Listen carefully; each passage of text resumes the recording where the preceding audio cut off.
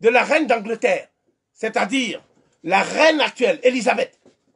Le mari de ça, son ancêtre qu'on appelait la reine Victoria, étaient tous des maçons, des francs-maçons. Et ce sont des francs-maçons qui ont été à l'origine du projet colonial de la Grande-Bretagne et de l'Angleterre.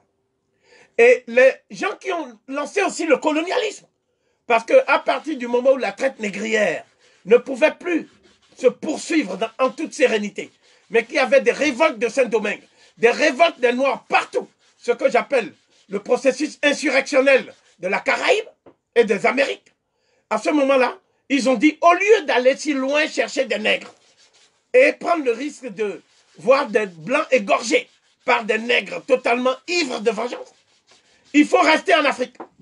Et en restant en Afrique, on va créer ce qu'on appelle maintenant des protectorats. Et dans ces protectorats, on va faire du travail forcé.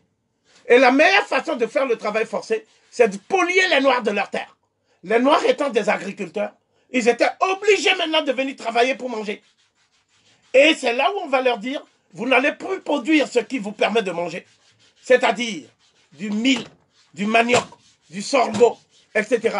Vous allez produire maintenant du coton, du café, du cacao, du tabac, parce que toute votre production doit être destinée au marché extérieur, c'est-à-dire au marché de l'Angleterre. Donc ceux qui ont fait ça, c'était des francs-maçons. Ils s'appelaient Granville Sharp, ils s'appelaient Wilberforce, et d'autres dont je vais parler en détail. Et ce sont ceux-là qu'on appelle les abolitionnistes anglais ou écossais. Donc c'est la franc-maçon qui est la franc-maçonnerie anglaise du rite écossais qui est à l'origine de la colonisation et du travail forcé. C'est à ce moment-là que les Français vont maintenant prendre le train en marche. Et les Français vont faire la même chose. Mais cette fois-ci, vous aurez le nom de Victor Schœlcher. Et Victor Schœlcher, c'était un franc-maçon. Et non seulement un franc-maçon, mais il gérait lui-même des colonies pour le compte de ses parents. Et ce n'est pas un homme qui a voulu le bien des Noirs, parce qu'il n'a pas un seul kilomètre carré où on ne trouve pas de lycée Victor Schœlcher. Tout ça aux Antilles. Victor Schœlcher était un franc-maçon qui a fait la colonisation, c'est-à-dire la substitution du travail forcé à la traite négrière. Il a fait ça pour des questions de rentabilité économique. Il ne l'a pas fait pour des raisons philosophiques et humanitaires, contrairement à beaucoup d'Africains, ce que les Africains pensent. C'est pour ça que j'ai parlé aux Caraïbes, en Guadeloupe, lorsque j'ai fait ma conférence en Guadeloupe, de déscholchérisation des esprits. J'ai dit, j'étais venu pour déchouquer Schœlcher et pour déscholchériser les esprits des nègres. Donc, cette histoire doit être connue des Africains. Parce qu'aujourd'hui, le 10 mai en France, qu'est-ce qu'on commémore? On ne commémore pas les résistances de nos ancêtres. On commémore la bonté des abolitionnistes blancs. C'est ça qu'on commémore le 10 mai. La vraie date de commémoration, c'est le 22 août. C'est la date où les résistants africains ont pris leur liberté à Saint-Domingue, après la cérémonie du Bois Caïmoun, qui a duré du 14 au 22 août 1791. Donc, cette idée selon laquelle les loges maçonniques ont bénéficié de l'argent de la traite des négrières, cette idée est d'autant plus prégnante que Voltaire était franc-maçon. Le fameux philosophe Voltaire, qui était actionnaire de la Société des Indes occidentales, était franc-maçon. Montesquieu était franc-maçon. Et ils ont tenu tous les mêmes propos, à savoir que le noir a une apparence humaine, mais Dieu ne peut pas avoir fait un cœur bon dans un corps tout noir. Et que c'est légitime de les vendre. Parce que si on les vend, ça permet à l'Europe de faire le progrès. C'est-à-dire, c'est grâce au sucre qui vient du sang et de la sueur des Noirs que Voltaire mangeait. Et il se dit ami de la liberté. C'est pour ça qu'ils ont créé la Société des Amis des Noirs. La Société des Amis des Noirs était une société qui gagnait de l'argent sous prétexte d'éduquer les Noirs, de leur permettre d'avoir du progrès. Mais en fait, cette société vivait sur le dos de l'esclavage des Noirs et du travail forcé. Donc, c'est pour ça qu'il y avait aussi le club Massiac en France, qui était le club des colons, n'est-ce pas? Et ce club était gangréné par les francs-maçons, infiltrés par les francs-maçons. Mais l'Église catholique, c'est elle qui va créer la structure maçonnique la plus cruelle et la plus raffinée qui soit. Ça s'appelle la loge P2.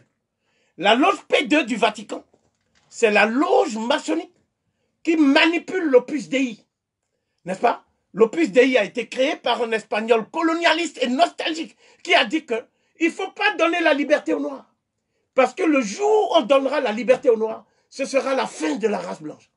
Et c'est un tel homme qui est à l'origine de ce que j'appelle l'Opus Dei, l'œuvre de Dieu, qui est une société secrète, qui a infiltré l'Afrique aujourd'hui, et dont certains membres sont les cardinaux africains les plus importants de la curie romaine, comme le cardinal Arinze, et comme Monseigneur Monsengo, ou d'autres qui sont aujourd'hui ceux qui préparent ce que j'appellerais la recolonisation spirituelle de l'Afrique noire.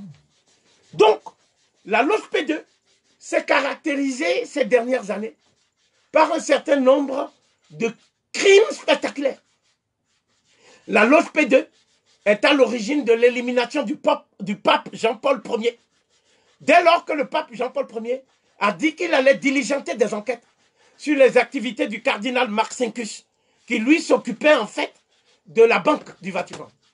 Et on a vu au terme de ces enquêtes que la Banque du Vatican recyclait l'argent de la drogue, recyclait l'argent du trafic des médicaments, recyclait l'argent du trafic des armes, alors même qu'on dit aux gens que le Vatican est au service d'un Dieu d'amour. Et c'est à partir de là qu'on a mis en évidence les liens entre la loge P2 et le cartel de Medellín. Le cartel de Medellín, c'est ceux qui vendaient la drogue en Colombie avec Pablo Escobar. Et Pablo Escobar, au moins, il donnait l'argent aux pauvres. Il donnait, redistribuait l'argent aux pauvres. Mais ceux du Vatican, c'est-à-dire le cardinal Vio, et tous ces gens-là, et aussi le pape qui dit qu'il a démissionné, c'est-à-dire, effectivement, le pape allemand, qui était dans les jeunesses hitlériennes, hein, c'est-à-dire Ratzinger. Tous ces gens-là étaient impliqués jusqu'au cou dans ce qu'on peut appeler les activités délictueuses et mafieuses de la loge P2. C'est la loge P2 qui, aujourd'hui, gangrène les pays africains et travaille directement avec les loges maçonniques. Alors qu'on vous dit que la franc-maçonnerie et l'Église ne s'entendent pas. Mais sur le terrain africain, la franc-maçonnerie et l'Église travaillent de concert. Et leur but, c'est de détruire les confréries africaines traditionnelles.